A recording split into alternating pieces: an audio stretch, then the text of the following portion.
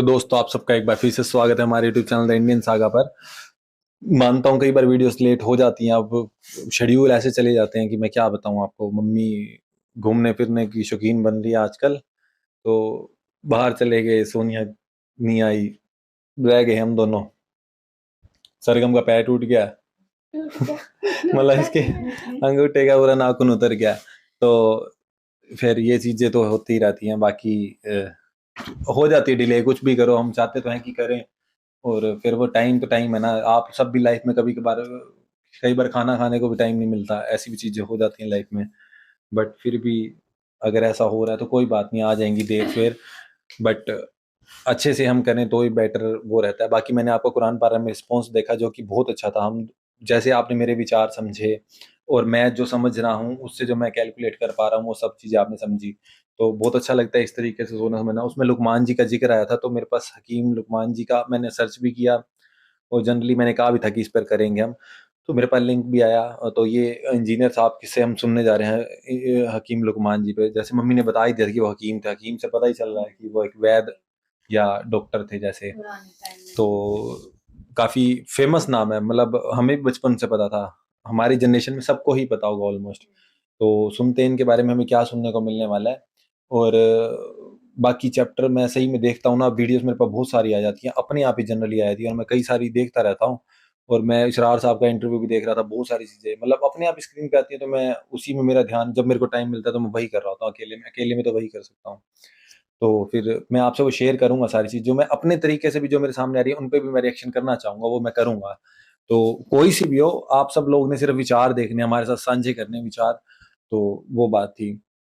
तो बाकी अब वीडियो स्टार्ट करते हैं, फिर इसके बारे में बात करेंगे हम कि भाई कैसी, इनके बारे में क्या जीवनी है। ठीक है, बोलना आपको कुछ? नहीं। तो आगे बढ़ने से पहले लाइक सब्सक्राइब और शेयर जरूर कीजिएगा। फिर वीडियो स्टार्ट करते हैं, फिर इसके बारे में बात करेंगे। ये हकीम लुकमान कौन थे जिनका ज़िक्र कुरान हकीम की सूरह लुकमान में आया है? क्या ये पैगंबर थे या फिर असहाबुल कहफ की तरह आम औलिया अल्लाह में से एक वली थे?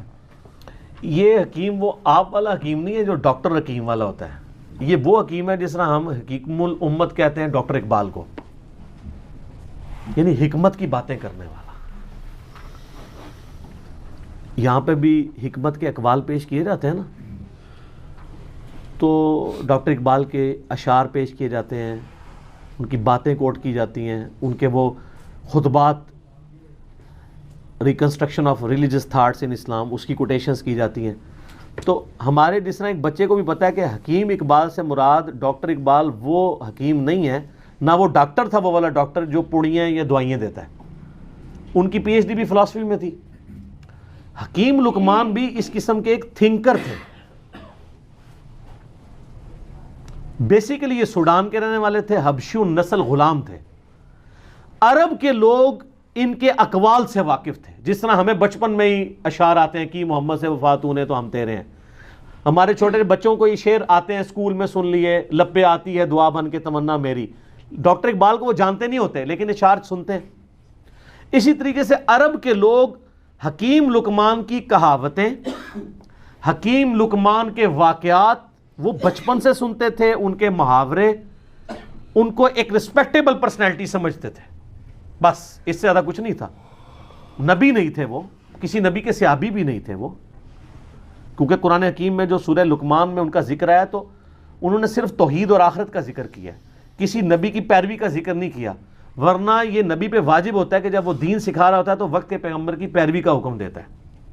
वो भाई एक आम इंसान थे जो दीन फतरत के ऊपर थे, यानी उन्होंने नेचर को ऑब्जर्व किया। ये फतरत एक तोय वाली होती है, वो फितरत नेचर एक है ता, जहाँ पे किसी पैगंबर का पैगाम ना पहुँचा हो लेकिन फिजिकल फिनोमेना ऑफ नेचर, कानून कुदरत को, तज़कीर भी ला इल्ला को ऑब्जर्व करके एक बंदा अल्लाह तक पहुँच जाए। इस तरह वो गॉड तक पहुँच चुके थे। उनकी सर नसीहतें पढ़े। पहली नसीहत ही उनकी क्या है? या बुनय्या ला तुश्रिक बिल्लाह इन्न शिर्क लज़ुल्मुन अज़ीम। अल्लाह ने बेसिकली मुशरिकीन अरब को कहा कि जिस हकीम लुकमान को तुम इतना बड़ा बुजुर्ग समझते हो, उसकी बाकी कहावतें तो सुनी हुई है, जो असल उसकी बात है कि उसने कहा था शिर्क नहीं करना, तो तुम शिर्क का अड्डा यहां पे खोले बैठे हुए हो काबे में। ये हकीम लुकमान की तुम्हें नसीहत नहीं पता। जिस तरह हम नासबी को कहते हैं कि बुखारी मुस्लिम में रफुल यदैन की हदीसें हैं, तो आले उमैया के खिलाफ भी है, तो ये हदीसें नहीं माननी तुमने, इल्जामी जवाब, एंटी वैनम फकी के तौर पे। तो ये सूरह लुकमान इसलिए उनको एड्रेस करती थी, वो बचपन से जानते थे कि हकीम लुकमान बहुत दाना था, बहुत अक्लमंद शख्स था। तो अक्लमंद शख्स तौहीद की दावत देने वाला था, उसकी तौहीद की नसीहत तो तुमने भुला दी है, शिर्क का अड्डा बनाया हुआ है काबे को। तो अल्लाह ताला ने इसलिए इनके नाम पे सूरत रखी। हबशी नस्ल थे, मोटे होंठ, हबशी किस तरह का होगा, ये तो आपका क्राइटेरिया है ना, खूबसूरत शक्ल हो, नाक बारीक हो, होंठ पतले हों। अल्लाह के नज़दीक तो मुस्लिम शरीफ की हदीस है, अल्लाह तुम्हारी शक्लों और माल को नहीं देखता, दिलों और अमाल को देखता है। तो शक्लों को क्यों देखे, शक्ल बनाई किसने है? अल्लाह ने। तो उसने शक्ल को क्यों देखना है? अमाल का इख्तियार आपको दिया, इसलिए आपके अमाल को देखता है। दिल में अच्छाई और बुराई की तड़प और उसको एग्जीक्यूट करना, इसका इख्तियार उसने आपको दिया, इसलिए उसके ऊपर जज करता है। तो हकीम लुकमान के बारे में आपको इस्लाम की जो पहली तफसीर है ना, इब्न जरीर की, इमाम तबरी जिन्हें कहते हैं, अल-मुतवफ़ा 310 हिजरी, उन्होंने तफसीर इब्न जरीर लिखी है। इब्न कसीर ने अल-मुतवफ़ा 774 हिजरी, उन्हीं से अक्सर चीज़ें कॉपी की हैं। तो आप सूरह लुकमान के तारुफ में जाएंगे, उन्होंने हकीम लुकमान के काफ़ी वाक़यात लिखे हुए हैं कि ये कितना दाना शख्स था और किस तरह ये इस्लाह करता था। एक दफ़ा इनके आका ने इनको कहा, एक बकरी दी और कहा ज़बह करके इस बकरी के सबसे बदतरीन जो पार्ट्स हैं ना वो ले आओ। तो उन्होंने बकरी ज़बह की, ज़ुबान और दिल उठा के ले आए। अब फिर एक बकरी और मालिक ने दी और कहा इसके सबसे बेहतरीन पार्ट्स लेके आओ। फिर ज़ुबान और दिल उठा के ले आए। मालिक ने कहा कि ये क्या? उन्होंने कहा ये ज़ुबान और दिल अगर ठीक हो जाए ना इंसान का, तो इससे बेहतर आज़ा कोई नहीं है, और अगर ज़ुबान और दिल डी ट्रैक हो जाएं तो इनसे बुरा कोई उज़्व भी नहीं हो सकता। ये जनाब हकीम लुकमान थे। तो अल्लाह ताला ने मुशरिकीन अरब को कहा कि उनकी तौहीद की नसीहतें, फिर आखिरत में पेशी की नसीहतें। हकीम लुकमान की नसीहतों में मेरा पूरा लेक्चर है, मसला 177, आप जाके देखें तो आपको पता चलेगा जी हकीम लुकमान ने क्या क्या नसीहतें। सूरह लुकमान में 8 नसीहतें थी उनकी, 2 अल्लाह ने मज़ीद ऐड करके तिल का आशरतुन कामिला, और वो 2 नसीहतें माँ बाप के साथ उसने सलूक की ऐड की, जो हकीम लुकमान ने शायद आर्जी की वजह से अपने बच्चे को नहीं की, शायद मौत का वक्त था तो अब वो उसको स्किप कर गई, या और लोग उनसे होगी, तो अल्लाह ताला ने उसे परफेक्ट किया। उन नसीहतों से कई आइडिया नहीं होता कि उन्होंने वक्त के पैगंबर की पैरवी का कहा हो। इससे लगता है कि वो एक ऐसे शख्स थे जिन्होंने फिजिकल फिनोमेना ऑफ नेचर को ऑब्जर्व करके खुदा तक पहुंच चुके हुए थे कि इस कायनात का एक क्रिएटर है और Allah is the only explanation of all the physical phenomena in this world. वो इतनी रिक्कत अंगेज़ उनके अल्फाज हैं, ए बेटे अल्लाह के साथ शिरक न करना, बेशक शिरक सबसे बड़ा गुनाह है, सबसे बड़ा जुल्म है, और अगर तुम पहाड़ की चट्टानों में या आसमानों में भी कोई गुनाह करोगे तो क़यामत दिन अल्लाह ताला तुम्हारे सामने ले आएगा। अच्छा, आसमानों में किसने गुनाह करना था? उस ज़माने में तो उड़ता तो कोई भी नहीं था, लेकिन आज आपकी सारी स्मगलिंग पाकिस्तानी एयर होस्टेस जो कर रही थी और जो कुछ बाकी मामलात होते हैं वो आसमानों में गुनाह हो रहे होते हैं। तो वो ये ना समझिएगा उन्होंने ज़मीन पे गुनाह नहीं किया, आसमानों में, कुरान में लिखा है आसमान में भी कोई गुनाह करोगे अल्लाह ताला ले आएगा क़यामत वाले दिन। वमन यअमल मिस्क़ाल ज़र्रतिन खैरन यरा, फमन यअमल मिस्क़ाल ज़र्रतिन खैरन यरा वमन यअमल मिस्क़ाल ज़र्रतिन शर्रन यरा। ज़र्रा बराबर नेकी भी करोगे वो भी ले आई जाएगी, और ज़र्रा बराबर गुनाह करोगे वो भी क़यामत वाले दिन तुम्हारे सामने ला के रखा जाएगा, हाँ भी जवाब दो अल्लाह को। तो ये हकीम लुकमान ना तो कोई पैगंबर थे, ना किसी पैगंबर के फॉलोअर थे, ना कोई सहाबी थे किसी पैगंबर के, ना कोई ताबी थे, एक सलीमुल फितरत इंसान थे जो खुदा तक पहुंच चुके हुए थे। और ऐसा शख्स अहले फ़तरत कहलाता है, यानी फ़तरत ऐसा शख्स जिस तक ये ता के साथ होता है, जिस तक वक्त के पैगंबर की दावत या किसी पैगंबर की दावत ना पहुंची हो, ऐसे शख्स के लिए सिर्फ एक अल्लाह को मानना और आखिरत का यकीन कर लेना काफ़ी है। चाहे नबी की दावत ना भी पहुंची हो, उसके लिए बस ये इतना इजमाली अकीदा रखना काफ़ी है। अलबत्ता जब वक्त का पैगंबर आ जाए फिर उसको डिनाई करेगा तो वो काफिर होगा, लेकिन ऐसे लोग उम्मन डिनाई नहीं करते। इसकी आपको नुमाइंदा मिसाल बताते हैं। सैयदना ज़ैद बिन अमर बिन नुफैल, आपको पता है ना इनके बारे में, सही बुखारी में आता है। इनका एक बेटा है सईद इब्न ज़ैद। सईद इब्न ज़ैद को जानते हैं? अशरा वशरा वाली हदीस वाला, मुगीरा इब्न शोबा और हज़रत माविया के साथ झगड़ा करने वाला और मौला अली की शान में 10 सहाबा के जन्नती होने वाली हदीस सुनाने वाला, हज़रत उमर का बेनोई सईद इब्न ज़ैद, शुरू के मुसलमानों में से। इनका बाप था ज़ैद बिन अमर बिन नुफैल। इसके ऊपर बुखारी में चैप्टर है। ये अहले फतरत में से थे। नबी अलैहिस्सलाम फरमाते हैं कि मुझे सही तरह याद है, मैं जवानी में था, उस वक्त अल्लाह ने मुझे मबूस नहीं किया था। एक जगह मैं दावत पे गया तो वहाँ पे लाकर दस्तरखान के ऊपर खाना रखा गया और नबी इस्लाम की उस वक्त उम्र 25 साल थी। तो आप कहते हैं कि मैंने ज़ैद बिन अमर बिन नुफैल को देखा कि वो उस दस्तरखान से उठ गया और उसने कहा कि मैं बुतों के नाम का ज़बिया नहीं खाऊंगा। हाय हाय हाय हाय। आप फरमाए पूरी उम्मत बन के उठेगा वो, और वो काबे के साथ लिपट के कहा करते थे, अल्लाह मैं सिर्फ तुझे पूजना चाहता हूं। लेकिन वक्त के पैगंबर की कोई तालीम उन तक नहीं पहुंची हुई थी। मवाहिद थे, वो ये मानते थे बुत परस्ती हराम है, पैगंबर की दावत नहीं थी। इस्लाम आने से पहले दुनिया से चले गए। लेकिन आप देखें इमाम बुखारी ने रदी अल्लाह अन्हु लिखा है, सहाबी नहीं है लेकिन बेटा तो सहाबी निकला ना। फिर सलीमुल फितरत लोग कैसे होते हैं? उनका बेटा है सईद इब्न ज़ैद, हज़रत उमर का बेनोई, जिसको हज़रत उमर से मार पड़ती थी इस्लाम लाने की वजह से। और ये फिर आखिरी वक्त तक आप देखें डटे रहे हैं। वो तो आप करबला वाला रिसर्च पेपर पढ़ लें, जब सब लोग मसलियत का शिकार थे, ये तो एलानिया मजमू में खड़े होकर कहते थे तुम जन्नती शख्स अली इब्न अबी तालिब पे लानत करवाते हो, हम कभी भी इस पर लानत नहीं करेंगे, क्योंकि मैंने रसूलुल्लाह से सुना है अबू बकर जन्नत में, उमर जन्नत में, उस्मान जन्नत में, अली जन्नत में। सुन्निसाइल कुबरा में ऊपर तले कितनी हदीस हैं, मैंने इस अपने करबला वाले रिसर्च पेपर में डाली है। एक ताबी आके कहता है कि मैं इस दुनिया में सबसे बढ़कर सैयदना अली से मोहब्बत करता हूँ। तो सईद इब्न ज़ैद ने ये नहीं कहा तू शिया है या रॉफदी हो गया। आप फरमाया तुझे खुशखबरी हो, तू एक जन्नती शख्स से मोहब्बत करता है। देखें जी, हज़रत अली की जिन लोगों ने सोबत की हुई थी ना, हज़रत अली की उन्होंने ज़ुहद की ज़िंदगी और उनकी अखलाकी अक़दार, उनकी इंसाफ पे मबनी ज़िंदगी और तकवे वाली ज़िंदगी देखी हुई थी ना, वो हज़रत अली को as a role model accept करते थे उस ज़माने में भी।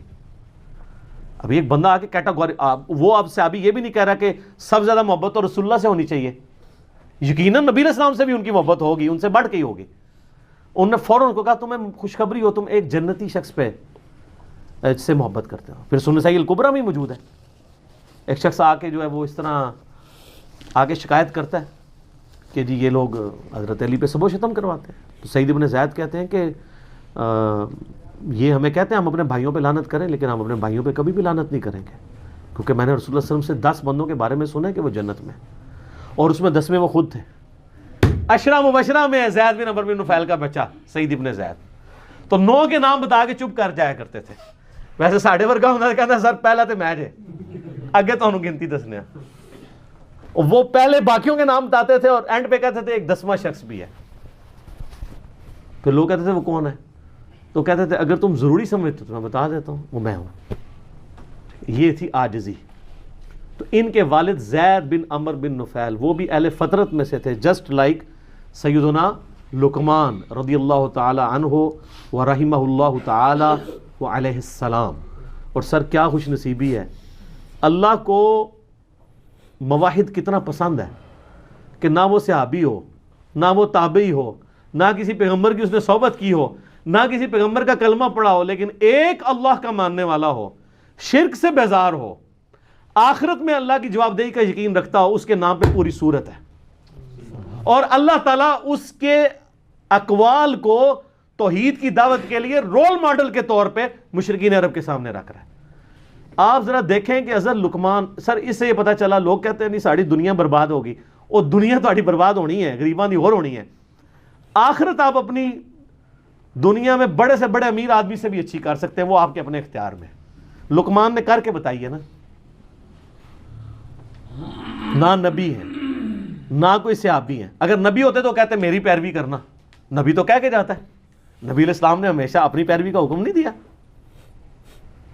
तो अगर आप नबी भी नहीं, सहाबी भी नहीं, ताबी भी नहीं, एक आम अहले फतरत में सिर्फ अल्लाह को मानने वाले हैं तो अल्लाह को इतने प्यारे हैं कि आपके नाम पे सूरत आ जाएगी। दोस्तों ये थी हकीम जी की, जैसे हकीम लुकमान जी के ऊपर वीडियो सुना था पहले इनके बारे में, लेकिन ये नहीं पता था कि हबशी थे। मतलब जो मैटर नहीं करता, जैसे शुरू में इन्होंने बात करी ना, अभी सबसे पहले तो मैं बात करूंगा शिर्क वाली। मैं वही बात करने वाला था कि शिर्क कितने तरह के होते हैं, मतलब हम पहचानेंगे कैसे। बेसिकली एक तो हमें खुद ही पता चल जाता है कि हम कोई काम कर रहे हैं, ये गलत है, किसी को दिल दुखा रहे हैं, या जैसे हम किसी के साथ गलत करने की कोशिश करें, वो इंटेंशन का पता हमें खुद होता है कि हम इंटेंशनली कर रहे हैं, जनरली कर रहे हैं, ठीक है। वो सब तो एक हो गया। और एक होता है कि इससे बाहर दायरे में, जैसे मान लो ये मेरे घर का दायरा है, जो मैं जनरली फील कर रहा हूँ, आप भी थोड़ा एक्सप्लेन कर देना। मैं अपने घर में हूँ तो मेरे यहाँ के अलग फैसले हैं कि हाँ मेरे को अलग तरीके की सोसाइटी में जीना है, बट मैं कोई स्कूल ज्वाइन कर लेता हूँ तो वहाँ के अलग वो आ जाते हैं। अगर मैं वहाँ के रूल्स रेगुलेशन फॉलो नहीं करता तो वहाँ पे भी वो एक तरह से कि उसमें आ जाएगा। पर हाँ, तो मतलब शेख मतलब वैसे कह सकते हैं कि स्कूल के उससे बाहर आ जाएगा कि मैं उनकी नियम, उनके प्रिंसिपल्स को नहीं मान रहा। तीसरा ये होगा कि जैसे धार्मिक स्पिरिचुअलिटी के बेस पर, जैसे अब कुरान के अंदर है कि भाई हमें ये चीजें करनी है, ये चीजें नहीं करनी है, और कुछ चीजें फॉर एग्जांपल हमें समझने में टाइम लग जाता है, एक ही बात को समझने में बहुत ज्यादा टाइम लग जाता है। तो अब मैं देख ही रहा था पीछे कुछ वीडियोस वगैरह, वो मैं बाद में बात करूंगा कि मैं किस लिए कह रहा हूँ, थोड़ा सा इससे मेरे मतलब मैच हो रही थी। जहां पर बात है शिर्क करने की, कई बार नीचे इन्होंने कहा ना कि भाई उनकी शक्ल ऐसी थी बट उनके अमाल अच्छे होने चाहिए, उन्होंने हमेशा बात ये करी है। अब सरगम और उस दिन ना हमारी गली में ही पिल्ले छोटे छोटे हुए हैं, जैसे तो 5 पिल्ले हैं, उनके अंदर से ना एक मतलब 4 एक कलर के थे और एक व्हाइट और ब्लैक कलर का ना बहुत ज्यादा हेल्दी और ठीक है मोटा सा था, काफी मतलब बहुत क्यूट। हम गए तो हमने जाते ही हमने कुछ भी नहीं किया, किसी और की तरफ ज्यादा ध्यान नहीं किया, उठाया उसी को सबसे ज्यादा प्यार किया। मान रहे हो, शक्ल की बात करी जाती है कई बार कि हम लोग कहते भी हैं कि शक्ल की वैल्यू नहीं होती बेटे, मतलब यूं होता है। शक्ल सूरत मैटर करती है। अब जैसे मतलब मम्मी अगर अमलों के तौर पर हम बात करें, हाँ, स्पिरिचुअलिटी के हाँ, बेस पर तब हो करें, जाती। तब आपका आपका माइंड ऐसा हो जाना चाहिए ना, तब क्या आप ये सोचो कि स्पिरिचुअल टॉपिक चल रहा है यहाँ पर मुझे नहीं करना। बेसिक मेरा ह्यूमन नेचर ऐसा हो जाना चाहिए, मेरा माइंड की मैं फर्क कर ही ना पाऊं, ये होता है स्पिरिचुअलिटी। कि वहां की बात करी जाए तो नहीं, ऐसा नहीं होता। तो इस बेस पर ये बात करी जाए तो हमने उसी को उठाया। तो नेक्स्ट टाइम भी तब मैंने सरगम से जनरली बात करी, मैंने कहा देख बाकी भी तो है, वही चीज है, सब कुछ है, लेकिन हमने इसी को ही उठाया और इसी को ही सबसे ज्यादा प्यार किया, इतनी देर तक सब कुछ ये किया भाई, जबकि हमारी इंटेंशन ये नहीं थी कि बाकी हमारे लिए खराब है, यूं कुछ है, बट एक अट्रैक्शन हमें अट्रैक्ट कर गई, सीधे डायरेक्ट उसी नहीं करी, तो बाकी 4 भी तो वहीं मौजूद थे। तो मैं बात ये करना चाह रहा था, तो इस बेस पर आप लोगों को क्या कहना है? मतलब कई बार हम ऐसा करते हैं, हम कई बार चूजी हो जाते हैं ना, कोई इंसान भी देखते हैं, इंसानों के बच्चों में बच्चे देखते हैं हम, तो भी कहते हैं कि भाई कितना प्यारा बच्चा, जबकि और भी बच्चे वहां घूम रहे होते हैं। तो वो अट्रैक्शन क्यों ऐसे काम करती है? तो क्या उसमें मुशरिक माना जाएगा कि आपने इंटेंशनली किया? आप सोचना इस बात को, थोड़ा सा बताना। बाकी तो उनके बारे में पता चला, बाकी शायद इब्ने जो ये इनकी बात कर रहे थे, क्या नाम था इनका, शायद इब्ने जैद, जो इनके बारे में भी हमें करनी पड़ेगी वीडियो, क्योंकि इनके पिताजी के बारे में जैसे बात करी, क्योंकि उनके पिताजी के बारे में ये बात थी कि जब वो उनकी डेथ हो गई बिना परमात्मा के, मतलब उस टाइम नबी नहीं थे, मौजूद थे, लेकिन बात सारी तौहीद के नाम पर आ जाती है। वो यही कह रहे थे कि बेशक आपके पास कुछ ना हो, वे आप एक परमात्मा को मानने वाले हो। जैसे हमने पीछे शुरू में भी कुरान पारा में ये बातें करी थी कि एक इंसान मतलब किसी आइलैंड पर हो, सब कुछ इस तरीके से हो, उसको पता ही ना चले तो वो क्या करेगा? वो तो होगी बिल्कुल जानता नहीं, तो वो शायद उसके लिए क्या होगा क्या नहीं होगा परमात्मा जानता है। बट बेसिकली एक बंदे को ये पता है, जैसे वो कह रहे थे कि वो काबे की दीवार पर सिर रख के रोते थे, उनको पता था कि भाई एक अल्लाह परमात्मा, मैं भी तेरे से प्यार करूंगा और किसी से नहीं करूंगा। ये कंसंट्रेशन लेवल बहुत बेस्ट होता है, इसकी बहुत ज्यादा अहमियत होती है कि आप एक की तरफ हो। जैसे हम अपनी लाइफ में भी फोकस हो जाते हैं ना किसी एक चीज पर, तो हम कामयाब हो जाते हैं। ये सिंगल हमारी लाइफ भी हमें यही सिखाती है। और परमात्मिक लेवल पर भी हम ये कह सकते हैं कि बनाने वाला तो एक ही है, अगर उस पर ध्यान रहा। तो उन्होंने यही बात करी तौहीद के नाम पर, भाई अगर देखा जाए बेशक उसके पास ना नबी है ना कुछ है, सब कुछ है, लेकिन मानने वाला एक है।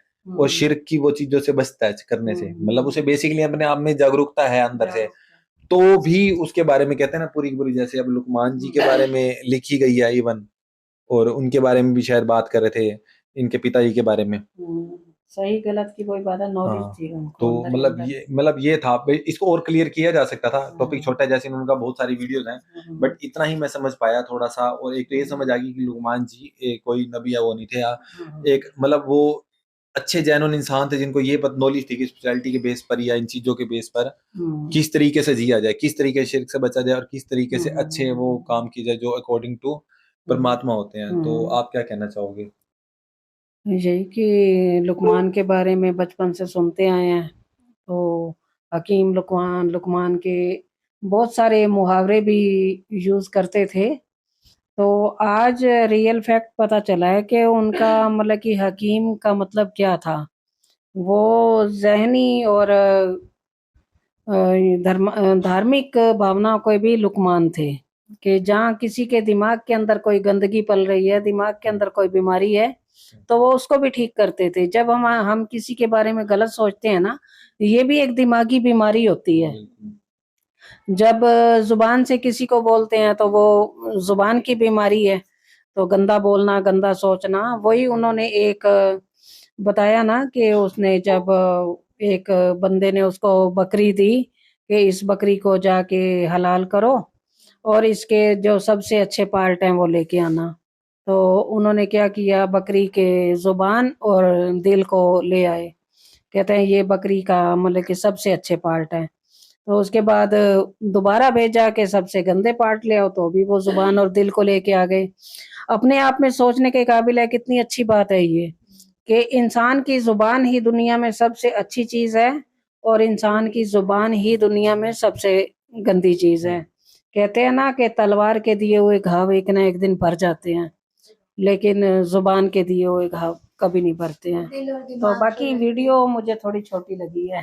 हाँ मतलब इनकी और बेसिक डिटेल जान सकते थे, जैसे कि हम इनकी लाइफ जर्नी, इनके उपदेश, या इन्होंने क्या क्या चीजें मैसेज के थ्रू, जैसे इन्होंने कहा ना पूरा का पूरा सूरा है शायद इनके ऊपर, मतलब इनके उपदेश क्या थे, वास्तविक जीवन क्या था इनका, सब कुछ बेसिक, कैसे कब के टाइम में पैदा हुए, और अगर इन्होंने मतलब उस टाइम में इनके नबी नहीं भी थे तो इन्होंने कैसे मतलब उस चीज को इतना मतलब शिर्क और उनसे बचते हुए उपदेश दिए, और एक वननेस परमात्मा में इनकी बिलीव कैसे रहा, वो चीजें थोड़ी सी हम जान सकते थे। थोड़ा अच्छा लगता है, और बेसिकली स्टोरी सुनना भाई थोड़ा सा कम पता लगा। हाँ इनके बारे में पता चले तो, क्योंकि एक अच्छे कैरेक्टर है, फेमस कैरेक्टर है, जिनके बारे में सबको पता है।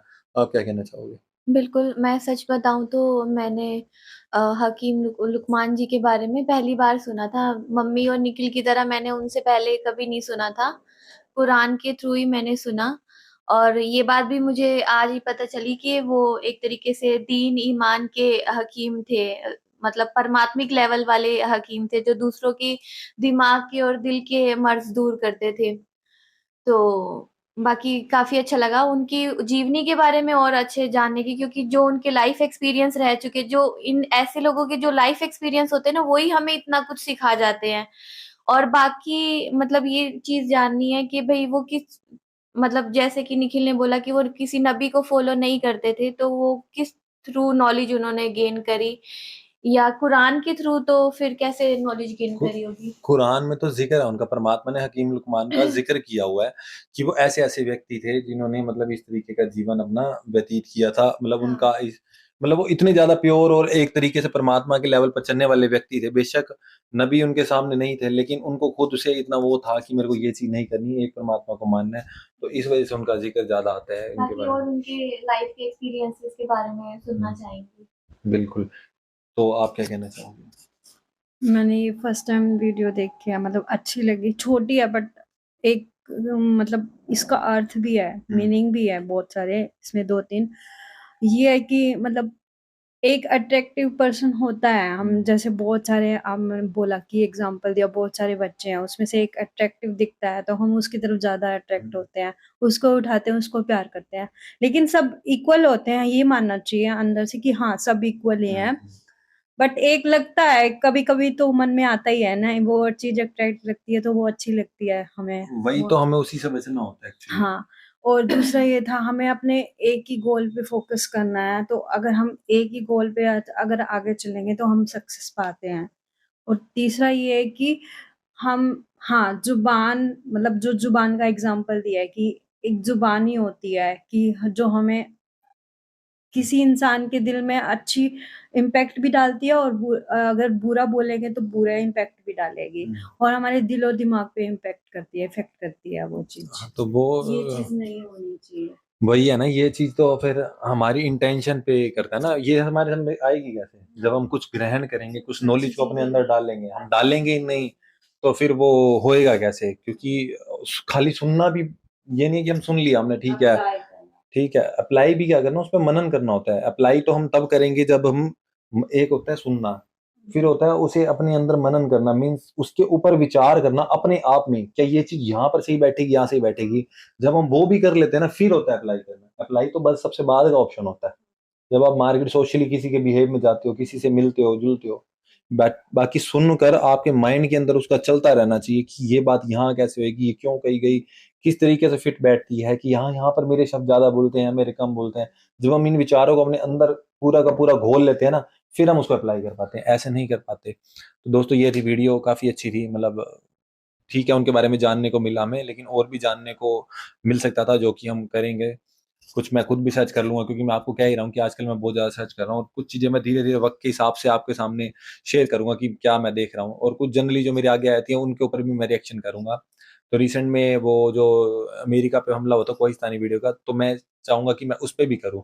वो काफ़ी ज़्यादा, मतलब कोहिस्तानी वीडियो की मेरे सामने आई थी वीडियो, तो मेरा मन कर गया उसको देख के करने का, कि भाई इस पे भी करना चाहिए। बेसिकली पता चलेगा, पता है तुम्हें पूरा अभी तक अटैक के बारे में, मैं थोड़ी सी नॉलेज है। वो जो 11 हाँ पे हाँ, जो क्या 9/11 9/11 वाला वो तो पता है, बट उसके किस टॉपिक बेसिक उसके पीछे क्या चीजें सही थी क्या नहीं है, वो तो हम कोहिस्तानी में देखेंगे। बट काफी सारी कॉन्स्पिरेसी हैं उसके ऊपर, क्या था क्या नहीं था, क्यों था, थोड़ा बहुत तो जानने को मिलता ही है मेरे को, तो थोड़ी सी कॉन्स्पिरेसी में ढूंढता रहता हूँ। तो बाकी अच्छे से पता चलेगा, क्योंकि उनका रिसर्च बहुत बढ़िया होता है, तो वहां से सुनेंगे प्रॉपर किस तरीके से होगा। रिसर्च की। और कौन सी नहीं होती है उनकी, वही करेंगे।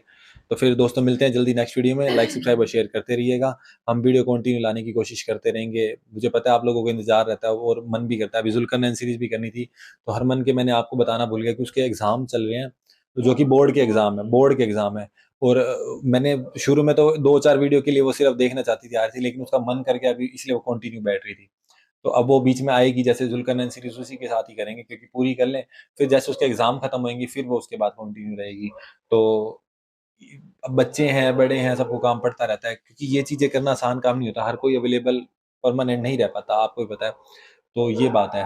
तो अब वो एग्जाम जैसे हो जाएंगे फिर उसके बारे में बात करेंगे, मतलब वो आ जाएगी फिर। तो मिलते हैं जल्दी नेक्स्ट वीडियो में, अभी के लिए इतना काफी है।